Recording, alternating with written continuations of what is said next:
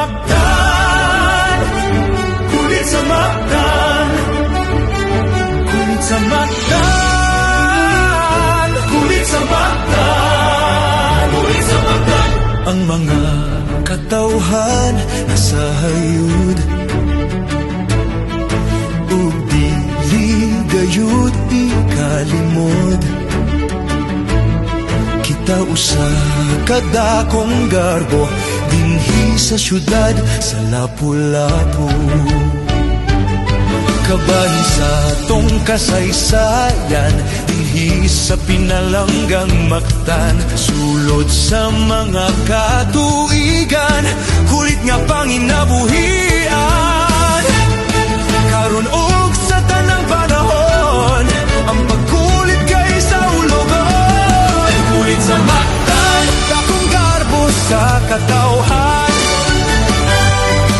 Kulit sa Mactan, isaulog na tong tanan. Nagkadaiyang mga disenyo, nagpakita sa mga talento.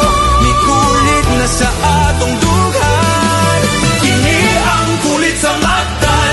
Kulit sa Mactan, kulit sa Mactan, kulit sa Mactan. Sa pagpakan sa tigib karon, ang pagpanday sa kaugmaon. Sa matag mahimo nga obra, ang kalampusan makaputa. Karon ug sa tanang panahon, ang pagkulit kay sa ulogon. Kulit sa Mactan, dakong garbo sa katawhan. Kulit sa Mactan, kulit sa Mactan, isaulog na tong tanan. Nagkadaiyang mga disenyo, nagpakita sa mga talento. May kulit na sa atong dughan. Kini ang kulit sa Mactan.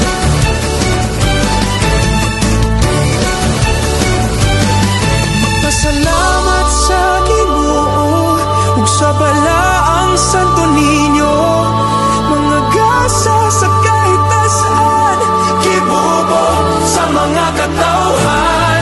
Busa kining kasaulugan, nakaroon kay atong pagasawan. Ang pagkulit dinhi sa Mactan, higugmaon. Pag-aamping